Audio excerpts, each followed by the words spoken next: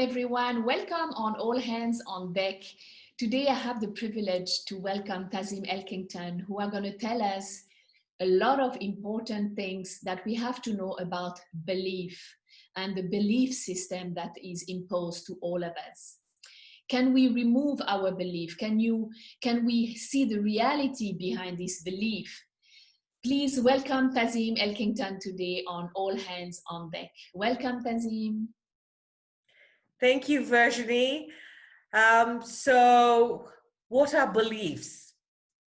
Beliefs consist of information that is passed down from generations, from tradition, from culture, from religion, from family units. So beliefs generally, or a higher percentage, come from the outside, and then there is a percentage of beliefs we create through our own experiences. So it's a combination of things we hang on to in our mind that are important to us, and some that are not important but are imposed. Very interesting, Tazim. But how does belief affect one's attitude or behave in the life? So consider a belief. Let's discuss a common belief. A common belief as children are growing up is because they're constantly looking for approval from their parents. There is an underlying sense of I'm not worthy, because parents tend to lose their temper, tend to lose their patience, tend to tell the child, why didn't you do, let's take the example of school. Why did you not get the right grades in school? And why did you not, even if the child studied, every night, and the child didn't get the grades that were expected because parents expect a grade, then the child has a sense of feeling unworthy and unappreciated. So this belief is a very common belief that runs through millions of people's inside. And when they feel unworthy, how do they behave? And what is their attitude? Their attitude is, I'm not good enough. So therefore, if I'm not good enough, good things cannot come into my life, and I am not capable of achieving no matter where I place myself. So a common belief like that starts from a very young age, can run through a whole life of 70, 80 years. And the person, if they don't examine that, can die with that same belief of I'm not worthy, I'm not good enough. Oh, I do understand, Tazim, but maybe do you have a tool or a technique how to remove this belief? So firstly, people need to understand that beliefs are not static. Just because you were born into a certain religion, into a certain tradition, into a certain culture, into a certain race, into a certain situation, doesn't mean that you have to believe that situation for all of your life. So first of all, the most important thing that people need to understand is that beliefs are not static.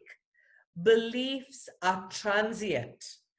So that means that beliefs that you believe in don't have to be the same beliefs day in, day out until you die, because they are not relevant. Beliefs are imposed.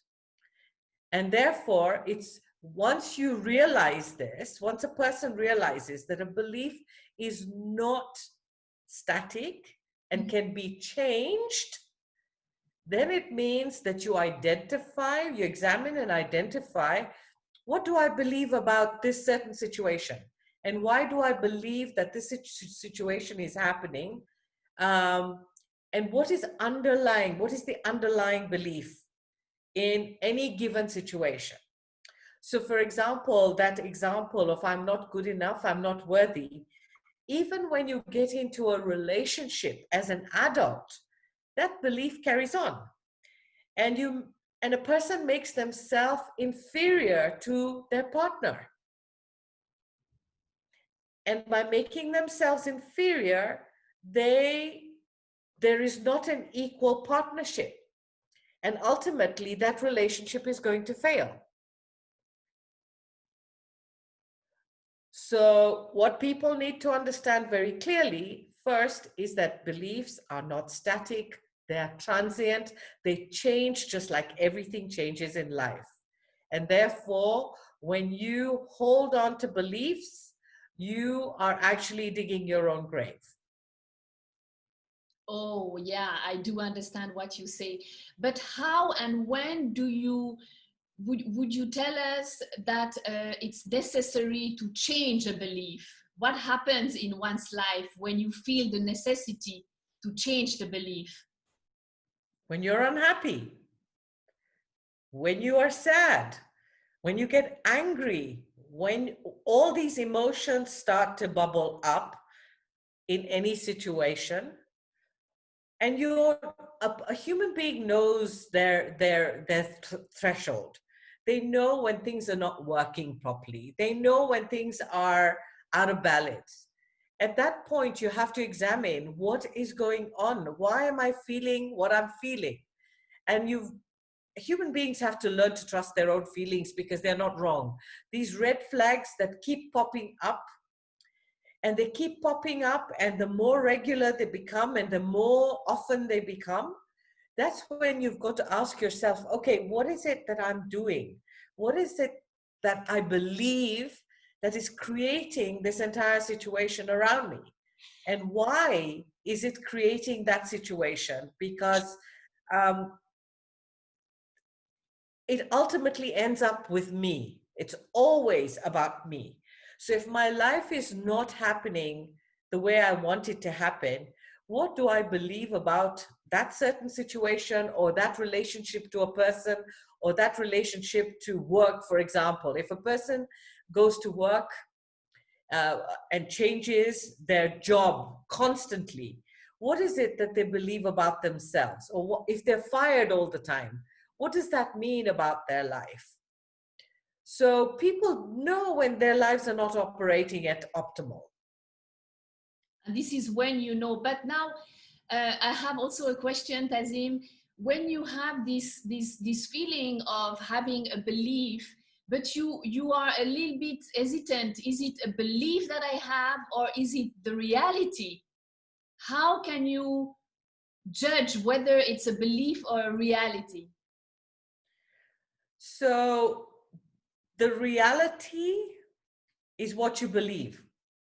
Remember that when two people are communicating, each person is seeing and hearing and understanding based on the reality in their mind.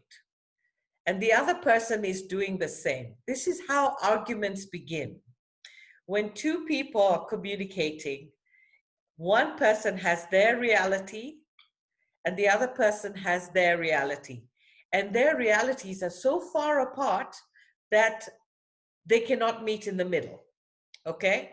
So the reality of a situation is based on what is going on in a person's mind. And it's not that we have 5 beliefs or 10 beliefs. We have hundreds of beliefs in our heads. So the hundreds of beliefs keep multiplying and telling us that this is the reality.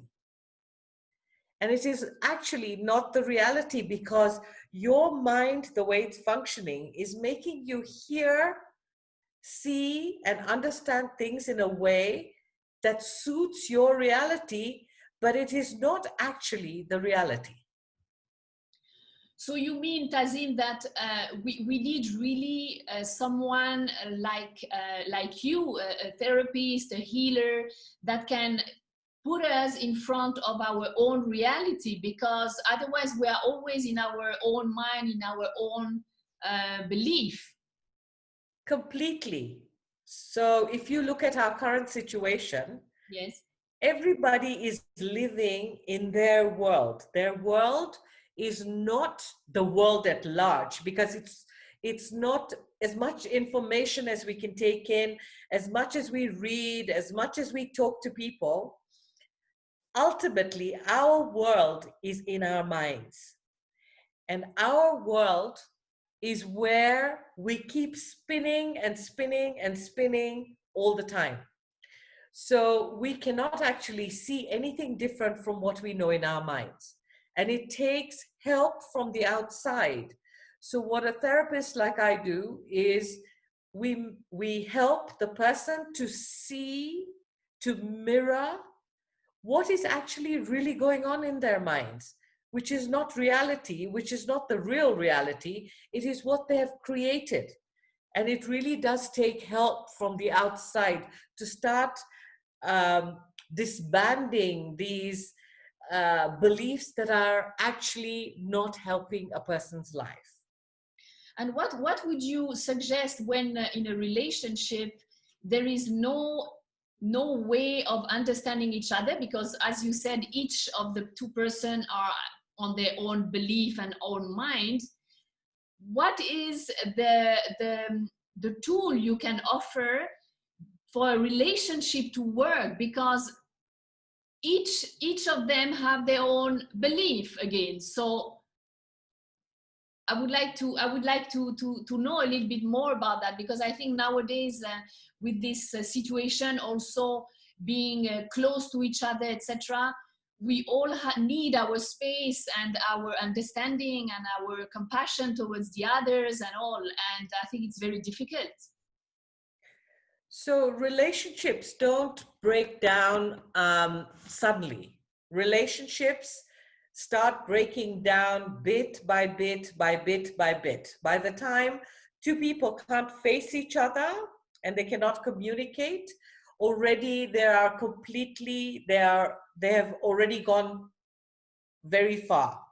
So what I offer is, first, before we do couples therapy, because you cannot do couples therapy unless you do individual therapy first.